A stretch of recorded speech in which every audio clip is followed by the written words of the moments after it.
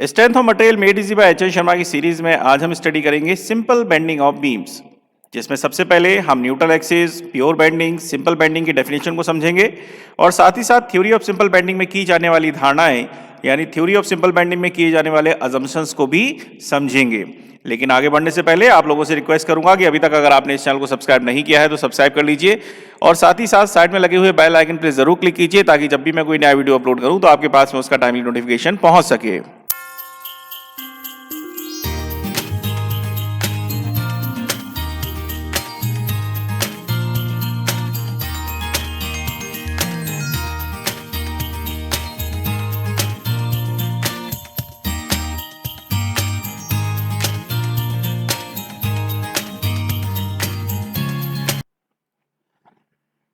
Neutral axis.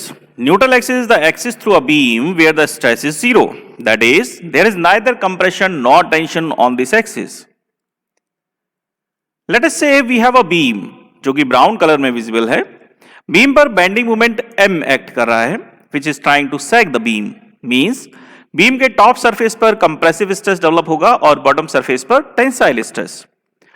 Now as you move from top to bottom, जैसे जैसे हम top से बॉटम की तरफ मूव करेंगे वैसे वैसे कंप्रेसिव स्ट्रेस डिक्रीज होता जाएगा और एक पॉइंट पर ये जीरो हो जाएगा और इस पॉइंट के नीचे टेंसाइल स्ट्रेस स्टार्ट हो जाएगा और जैसे जैसे हम बॉटम की तरफ बढ़ेंगे ये बढ़ता जाएगा, जैसा कि ये इस डायग्राम में विजिबल है।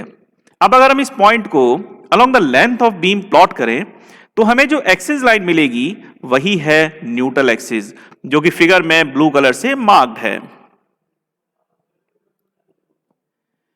इस एनालिसिस को समझने के बाद हम कह सकते हैं कि न्यूट्रल एक्सिस के एक साइड में बीम के सारे फाइबर्स टेंशन में होंगे और दूसरी साइड में कंप्रेशन में, और जैसे जैसे हम इस न्यूट्रल एक्सिस से दूर होते जाएंगे टेंसाइल और कंप्रेसिव स्ट्रेस की वैल्यू बढ़ती जाएगी। अब अगर बेंडिंग से पहले बीम का क्रॉस सेक्शन सिमेट्रिक है, आइसोट्रोपिक है और कर्व नहीं है तो बीम का न्यूट्रल एक्सिस उसके ज्योमेट्रिकल सेंट्रॉइड पर ही होगा। Pure bending, when the beam is subjected to such a system of bending loads so that the shear force in the beam is zero, then the beam is said to be subjected to pure bending. यानी bending load apply करने पर अगर beam में shear force develop नहीं हो रहा है, it means beam is subjected to pure bending. ऐसे केस में बेंडिंग मोमेंट की value through out the beam will remain constant.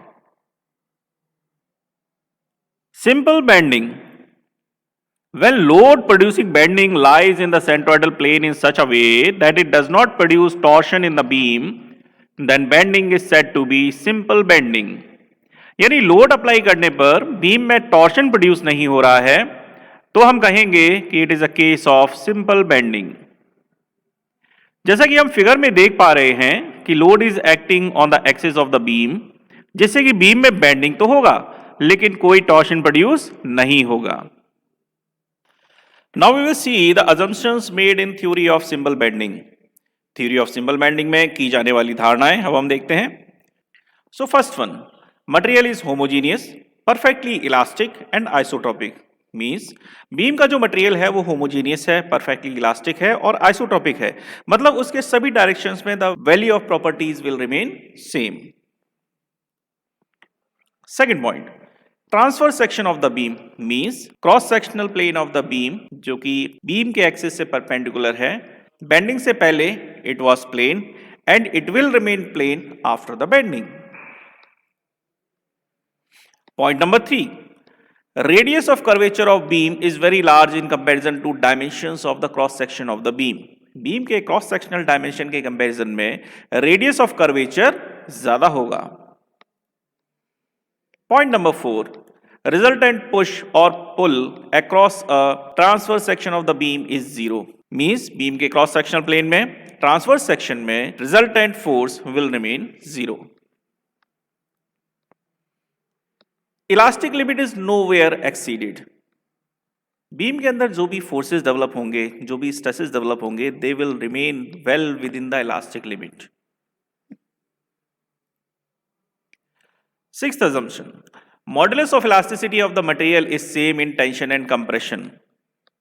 चाहे टेंशन प्रोड्यूस हो चाहे कंप्रेशन प्रोड्यूस हो, बीम के अंदर में the value of modulus of elasticity और the value of Young's modulus will remain same. And the last assumption, each layer of the beam is free to expand or contract independently of the layer above or below it. Beam के अंदर में हर एक layer free to expand और contract है, यानी contract और expand करने के लिए फ्री है. एक लेयर का दूसरी लेयर पे कोई इफेक्ट नहीं आ रहा है. और we can say there is no frictional force acting between the layer of the beam. So these are the assumptions which are made in the theory of simple bending. So my dear friends, I hope हमने आज जो simple bending of beam का concept को study किया आपको समझ में आ गया होगा. फिर भी अगर आपके मन में कोई डाउट है तो आप मुझे मेरे गिवन कॉन्टैक्ट नंबर, मेरे गिवन मोबाइल नंबर पे मुझे कॉल कर सकते हैं. तो अगर आपको ये वीडियो पसंद आया तो प्लीज़ लाइक इट और अपने फ्रेंड सर्कल में भी इसको सर्कुलेट कीजिए ताकि वो लोग भी इसका प्रॉपर्ली बेनिफिट उठा सकें. Thank you.